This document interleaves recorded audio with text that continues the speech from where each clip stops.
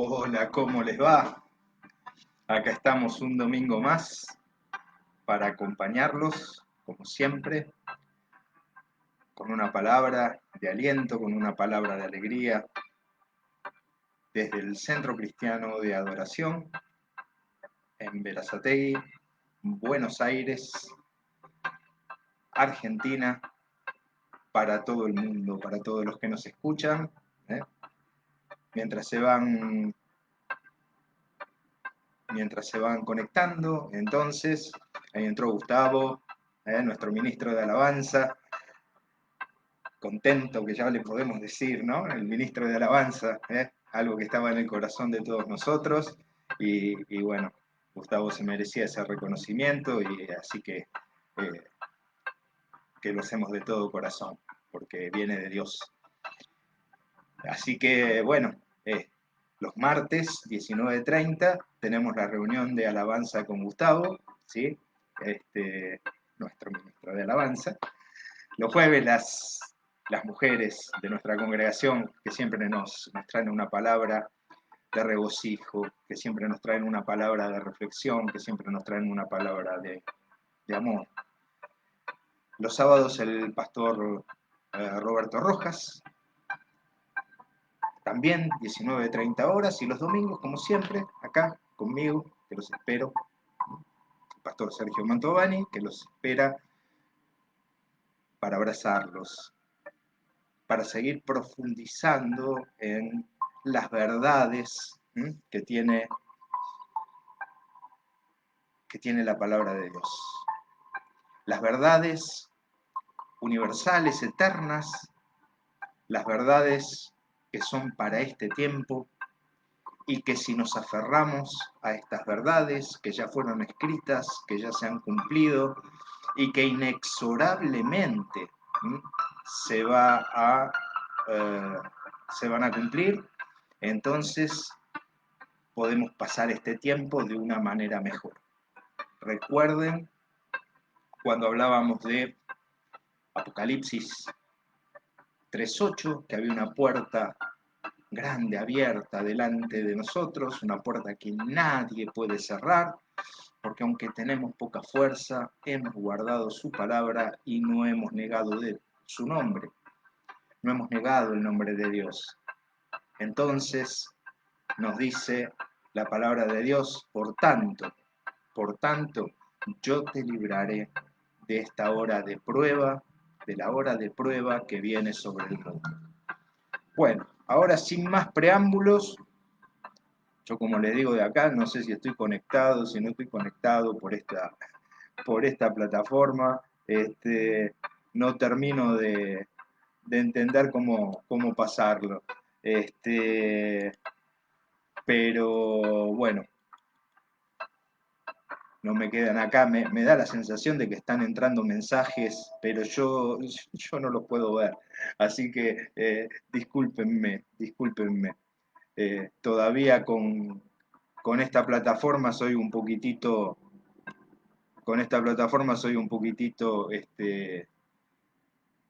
neófito. Bueno,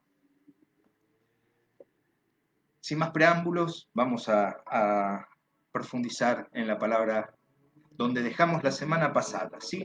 Porque yo lo que les propongo es que nosotros tengamos semana a semana un hilo conductor, ¿eh?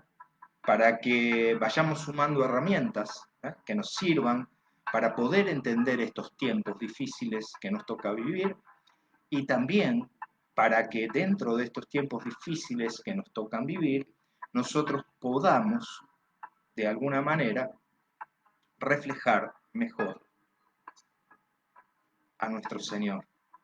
Y además, no solo eso, no solo que podamos reflejarlo mejor a Él, en la medida que lo reflejemos más a Él, también esto va a operar en bendición para cada uno de nosotros. Jesús nos advertía de estos tiempos, ¿se acuerdan? La semana pasada, y veníamos viendo en tiempos finales 1, 2 y 3, veníamos viendo que en Mateo 24, Jesús les había dicho a sus discípulos, a partir del versículo 10, en estos días muchos tropezarán y caerán, unos a otros se traicionarán y quedarán enemigos. Aparecerán gran cantidad de falsos profetas que engañarán a muchos, y tanta será la maldad, que en muchos el amor se enfriará. Pero el que se mantenga hasta el fin, ese se salvará. Esta buena nueva del reino será proclamada por todas partes del mundo para que la conozcan en todas las naciones, y luego vendrá el fin. Y este evangelio del reino, dice en la versión Reina Valera, será proclamado, llegará hasta lo último de la tierra, y entonces vendrá el fin. Pero antes advertía, el que se mantenga hasta el fin, éste será salvo. Y para mantenernos hasta el fin es que estamos buscando y estamos viendo estas herramientas que están en la palabra de Dios, que Dios nos da. Esto el apóstol Pablo se lo había dicho a los judíos. ¿Por qué? Porque primeramente el pueblo de Dios, la nación de Israel, ellos eran los que habían recibido la revelación. Pero ahora Jesús les decía, miren, ustedes fueron el modelo, y si vemos lo que hicieron, tal vez el modelo de lo que no se debía hacer. Pero ustedes dentro de todo, y si los escogí, ustedes son mi pueblo y son el modelo. Pero ahora esto es para todos, esto es para todos, y esto tiene que ir a todas las naciones. Entonces, decíamos que cuán importante es entender que este evangelio del reino tiene que llegar a todas las naciones, y cuando este evangelio sea predicado por todo el mundo y llegue a todos hasta el último, cuando ya no haya nadie que no haya escuchado, entonces es el tiempo del fin. Ahora, en medio de eso, mientras se acerca, vamos pasando dificultades, vamos pasando ciertas vicisitudes que nos hacen mal. Ahora, si este evangelio del reino tiene que ser predicado hasta lo último de la tierra y entonces vendrá el fin, es muy importante que sea este evangelio, no cualquier evangelio, que entendamos y sepamos cuál es el evangelio, ¿sí? Y cuál es el mensaje que nosotros tenemos que transmitir y llevar hasta lo último de la tierra, porque no es cualquier mensaje, es un mensaje que en sí mismo, como habíamos visto y como vamos a volver a ver en la carta a los romanos, tiene poder en sí mismo. El mensaje tiene poder en sí mismo. Entonces, este evangelio, que es el que tiene que llegar hasta lo último de la tierra, este evangelio que va a ir a todas las naciones, que estaba pensado y estaba entendido por judíos, se lo tenían que llevar a otras culturas. Y en eso de llevarlo a otras culturas, había que tener mucho cuidado de predicar el evangelio y de no predicar cultura. El apóstol Pablo, justamente el encargado de llevar este evangelio a los gentiles, allá por el año 58, 60 de esta era, o sea, unos 20 años después de 20 años después, tengamos en cuenta que el año 0 sería el -6 en la... Así que unos 20 años después de la muerte y resurrección de Jesús, mientras estaba en Corinto, se ve que después de los problemas que él tuvo en Corinto, tuvo un tiempo de paz. Y ahí se dedica a poner orden. Y escribe la carta a los romanos. Una carta que toda la carta es un compendio de teología, pero para mostrarnos puntualmente cuál es el mensaje, cuál es el verdadero mensaje, y en realidad, cuando hablamos de salvación, ¿de qué nos salvamos? ¿De qué somos salvos? Porque alguien te dice, sí, hay que aceptar, y la salvación para algunos es un trabajo. Estás sin trabajo, entonces, ¿cuál es la salvación? Conseguir trabajo. Otro robaba, ¿cuál era la salvación? Que no roba. Para otro, ¿cuál es la salvación? Que puede dejar los vicios y las adicciones. Antes me drogaba, ahora no me drogo. Y esa es la salvación. Para otros puede ser una sanidad. Estaba enfermo, estaba a punto de muerte y la salvación, ¿qué es? La sanidad. Pero les puedo, y para otros es dinero, ¿sí? Me falta dinero, no tengo dinero, estoy con deudas, estoy con todo. Y entonces, ¿para qué quiero la salvación? ¿Para qué quiero a Dios? ¿Para qué quiero a Jesús? Para que me dé dinero en este caso. Y entonces nos hacemos la pregunta, si eso es la salvación, si puedo conseguir un trabajo, o puedo sanarme de una enfermedad, o puedo dejar una adicción, ¿para qué murió Jesús? Porque yo no necesito que Jesús vaya a la cruz para conseguir un trabajo, ni necesito que Jesús haya muerto en la cruz para sanarme de una enfermedad. Esa es la salvación, ese es el mensaje. Entonces el apóstol Pablo, como veía que había gran confusión en estas cosas, lo que hizo fue escribir esta epístola universal para todos, pensando primeramente en los griegos, y que tiene un núcleo conductor, un hilo conductor.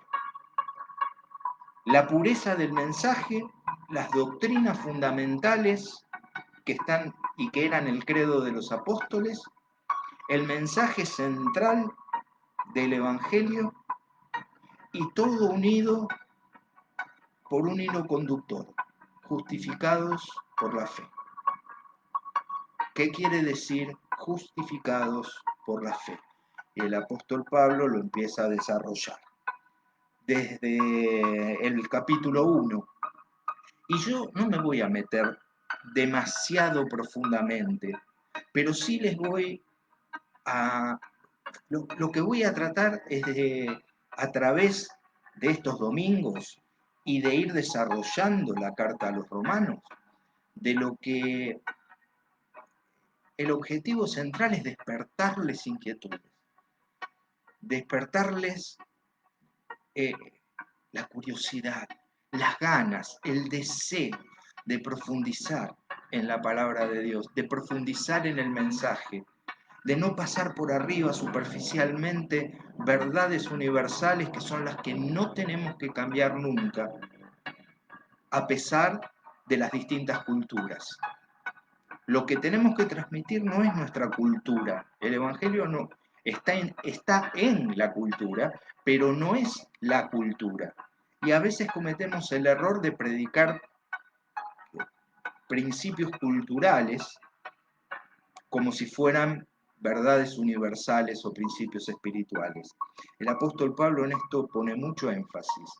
Y entonces quisiera despertarles la inquietud, las ganas de poder hacer este recorrido, profundizar en la palabra de Dios y después a los que quisieran realmente adentrarse y profundamente en esto, no lo podemos hacer en media hora domingo a domingo, pero a lo mejor podemos hacer mientras dure la pandemia una sala de aquellos que quieran estudiar romanos y ahí nos vamos a meter y vamos a poder interactuar mucho más. Y espero que cuando termine la pandemia, y sí de manera presencial, que sea algo que podamos hacer este, todos juntos, porque la Carta a los Romanos es un compendio de teología. Y Pablo la escribió porque veía que en la medida que el mensaje avanzaba, se desvirtuaba. No se olviden que estaba en Corinto, venía justo de Corinto, con todos los problemas que había en Corinto, con todo lo que tuvo que resolver en Corinto, y dijo, ay, Dios mío, pasó tan poco tiempo y acá ya empezaron todas estas confusiones, todos estos líos. Bueno, vamos a escribir una carta donde sea la columna vertebral del Evangelio, que sea la columna vertebral del mensaje de salvación que nosotros predicamos. Por eso decía, como la semana pasada, ¿se acuerdan? En el versículo 16, pues yo no sabría avergonzarme de esta buena nueva. En la versión Reina Valera dice, porque, me gusta más, ¿vio? Porque yo no me avergüenzo del Evangelio, porque es poder de Dios para salvación de todo aquel que cree. Porque yo no me avergüenzo del Evangelio, decía Pablo, porque es poder de Dios para salvación de todo aquel que cree. El Evangelio, ¿sí? Dice, es poder de Dios, ¿no? Como les dije la semana pasada, la palabra griega para poder aquí es dunamis, de donde viene la palabra dinamita. ¿Qué quiere decir? Que el mensaje, ¿sí? Por supuesto que si vos tenés una vida que lo refleja, va a ser más poderoso, pero el mensaje es dinamita en sí mismo. El mensaje no va a volver vacío. Si no predicás vos, las piedras van a predicar. ¿Por qué? Porque el poder está en el mensaje. Vos tenés dinamita, ¿sí? ¿En dónde? En el mensaje, en el Evangelio. Por eso Pablo dice, no me avergüenzo. ¿Ah? Hoy muchas veces nos avergonzamos como Pedro por mucho menos de lo que Pedro se avergonzó, por mucho menos. Nuestra vida no está en juego y nosotros quizás nos avergonzamos de proclamar quiénes somos como hijos de Dios, de proclamar nuestra fe en Jesucristo, de proclamar a nuestro Salvador vivo, de proclamar que Él está viniendo y que a pesar de que el mundo está como está, Él lo predijo y Él todavía tiene el control. Y que si vos te subís al arca, si vos te subís a Cristo, entonces, porque decía como en los días de Noé, que se burlarían, bueno, de Noé se burlaron, pero el diluvio vino. Y pensá que si se burlan de vos, entonces, de todas maneras, Jesús viene en las nubes con poder y gloria. Entonces, el apóstol Pablo nos empieza a decir, primeramente, miren, yo no me avergüenzo del Evangelio, porque es poder de Dios para salvación de todo aquel que cree. Esta buena nueva, dice, primero a los griegos, primero a los judíos y luego a los griegos, ¿eh? Porque es para todos. Esta buena nueva nos revela cómo Dios hace justos a los hombres, por la fe y para la vida de la fe. Como lo dijo la Escritura, el justo por la fe vivirá. Otra vez, esta buena nueva nos revela cómo Dios hace justos a los hombres. Esta carta es para que entendamos cómo Dios nos justifica, nos hace justos. ¿Por qué? Porque nosotros estábamos condenados. ¿Y cómo nos hace justos? Por la fe. Y para la vida de la fe, pero no de cualquier fe, no fe en cualquier cosa, sino la fe del Hijo de Dios. Como dice la Escritura, mas el justo por la fe vivirá. Ahora la justicia es por la fe. Antes, ¿sí? La justicia era por la expiación. Antes la justicia era por los sacrificios. Antes la justicia era por que como de todas maneras iban a cometer pecados, entonces había un sacrificio y había que pagar con el sacrificio y el sacrificio era expiatorio. Expiatorio, la expiación por los pecados se hacía a través de los sacrificios. Pero ahora hay un único sacrificio, el de Cristo en la cruz, por los pecados de todos. Por lo tanto, la justicia de Dios, el Evangelio, ¿sí?, dice que ahora somos justificados por la fe. Ahora nuestra justicia no está en nosotros mismos, no está en pagar con sacrificios por lo que hacemos, sino confiar en el sacrificio de Jesús para que se nos impute legalmente a nosotros la salvación, la justificación de nuestras faltas y de nuestros pecados, que como ya lo dijimos antes, empezó en el Edén, empezó en la cruz, empezó en el paraíso con Adán y Eva, ¿no? Ya lo hemos visto en la redención del psiquismo, pero Pablo nos lo vuelve a recordar, porque nos dice, en efecto, Dios nos hace ver cómo desde el cielo se prepara a condenar la maldad y la injusticia de toda clase de aquellos hombres que han desterrado la verdad con sus obras malas. Fíjense una cosa, lo que nos dice. En la otra versión nos dice, porque la ira de Dios se manifiesta contra la injusticia y la maldad de los hombres. Y aquí es donde decimos, ¿no? Como dice acá, nos hace ver cómo desde el cielo se prepara a condenar la maldad y la injusticia de toda clase. Lo dice acá lo separa, ¿ves? No dice de los hombres, de aquellos hombres. O sea que el castigo no es sobre los hombres. Y de ahí es donde decimos que Dios ama al pecador, ama a las personas. Lo que odia a Dios es el pecado. Lo que aborrece Dios es el pecado. Porque decir odiar, Dios no odia, pero aborrece el pecado. ¿Sí? Lo que aborrece Dios es el pecado. ¿Por qué? Porque deteriora a los hombres. Dios ama al hombre como amó a Adán, como ama a su creación, y lo ama tanto que entregó a su Hijo en la cruz para morir por cada uno de nosotros. El precio de nuestro pecado, ¿vio el arbolito ese que decía, porque el día que lo comas morirás?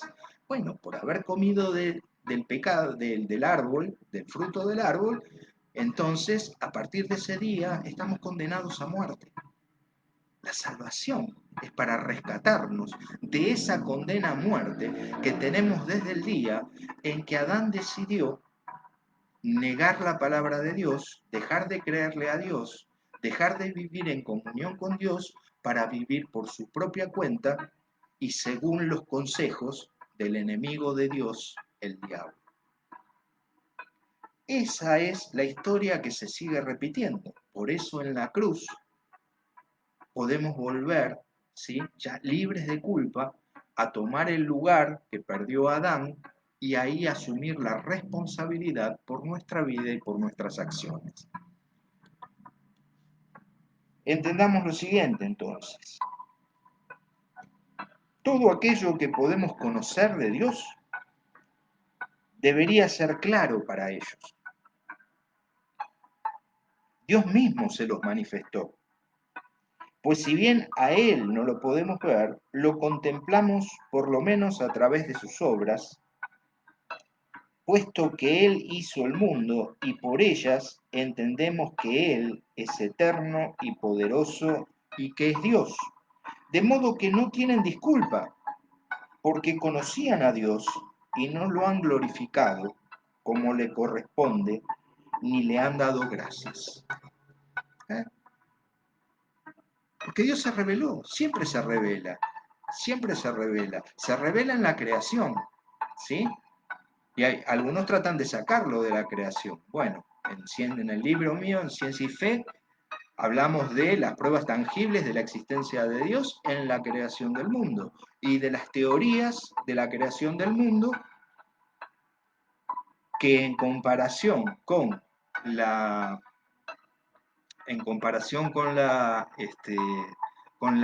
teoría creacionista, que ya está dejada de lado, la teoría creacionista es mucho más racional, la teoría creacionista es mucho más potente, es más sostenible, es más razonable, es más científica, porque todas las otras, ¿sí?, violan dos leyes fundamentales de la ciencia de la física, la ley de causa y efecto y la segunda ley de la termodinámica o ley de entropía. Por lo tanto, en el mundo, cuando vemos el mundo, digo, a ver, ¿cómo podemos hacer? Ni siquiera, ni siquiera vamos a pensar en el hombre, ¿eh? Pero, ¿cómo podríamos hacer una planta? De la nada, ¿eh? De la nada. A ver, ¿cómo hacemos una planta? ¿Y cómo hacemos que todo funcione de la manera que funciona? Hay una inteligencia universal superior maravillosa, ¿no?, que nos muestra, ¿no?, como dice el Salmo 19, los cielos nos cuentan la gloria de Dios y el firmamento anuncia la obra de sus manos. Un día emite palabra a otro día y una noche a otra noche le declara sabiduría. Hay sabiduría en la creación, hay sabiduría. Entonces, ¿cómo podemos rechazar a Dios? Por eso dice, de modo que no tienen disculpa, porque lo conocen a Dios, no es que no lo conocen. Hay un mecanismo de defensa que viene desde el Edén, desde el momento de la caída, ¿se acuerdan? Ahí vienen varios mecanismos, aparecen todos los mecanismos de defensa para negar la realidad. Uno de los mecanismos de defensa que se utilizaron ahí es la negación. Yo no fui, no, fue la mujer que vos me diste. Y la mujer, no, yo no fui, fue la serpiente que me engañó. En realidad no había sido nada, de todas maneras las consecuencias las seguimos pagando. Y no es que no lo conocieron, como dice la carta a los romanos, no es que no lo conocieron, es que habiéndolo conocido decidieron no darle gloria ni reconocerlo. No lo han glorificado como corresponde ni le han dado gracias. En la creación se manifiesta la gloria de Dios. Esa es la revelación natural, pero como toda revelación, ¿sí?, esa revelación natural no es suficiente, no alcanza. Porque nosotros solamente por contemplar, si viéramos tres cruces clavadas ahí y no supiéramos nada más que eso no tendría ningún impacto para nosotros. Para saber qué pasó ahí en la cruz necesitamos una revelación, ¿eh?, que en teología se llama la revelación especial. Y la revelación especial de Dios está dada aquí, en la palabra de Dios. Por eso es tan importante que vengamos a la palabra, que escudriñemos la palabra, que nos metamos en la palabra, porque la palabra es Cristo mismo. ¿Se acuerdan Juan 1:1? En el principio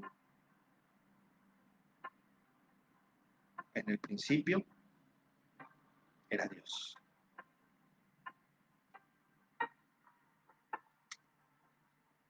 En el principio era Dios. En el principio era el Logos. ¿Mm? En el principio estaba el Logos. Y el Logos estaba con Dios, dice. Y el Logos era Dios. Yo junté Génesis 1:1 con Juan 1:1. Y entonces, en el principio Dios, en Juan 1:1 dice, en el principio era el verbo, la palabra, el Logos. Y el verbo estaba con Dios. Y el verbo era Dios. La palabra que es Cristo, la palabra es Dios. Y cuando venimos a la palabra, cuando venimos a la santa palabra de Dios, entonces ahí estamos con Dios. Por eso Pablo decía, no me avergüenzo del Evangelio, porque acá en esta palabra, en este mensaje, hay dinamita. Aquí en esta palabra está el poder de Dios. Andá a la palabra, buscá en la palabra porque vas a ver y te vas a encontrar con Dios mismo, que te va a guiar a la paz con Dios por medio de la fe. Lo vamos a dejar acá por hoy. Tenía una parte más para seguir con los mecanismos de defensa, pero vemos cómo el hombre después se fue deteriorando. Eso lo vemos la semana que viene. Pero hoy, quédate con Cristo, quédate en la palabra, tené paz con Dios, justificado por la fe. Y no te avergüences, porque tenés un mensaje que es dinamita pura, el Evangelio del reino, porque yo, dice Pablo, no me avergüenzo del Evangelio, porque es poder de Dios para salvación de todo aquel que cree. Así que, amados, agárrense de Dios, vayan a la palabra, ojalá que esta semana les dé ganas de profundizar en la carta de los Romanos, y el próximo martes, 19:30 horas, nos encontramos con nuestro ministro de Alabanza, con Gustavo Cisneros, que nos va a tener seguramente, además de esas preciosas canciones, esa palabra tan linda que él siempre nos trae de ánimo y de consuelo. Nos estamos viendo, que Dios los bendiga, justificados por la fe, tenemos paz para con Dios en Cristo Jesús, y dale esta semana habla, porque este evangelio es dinamita, no te avergüences, tenés dinamita, Dios te dio dinamita para que vos puedas ir y salvar a otros también. Que Dios te bendiga enormemente. Los saludo con todo mi amor y la paz de Dios desde mi corazón.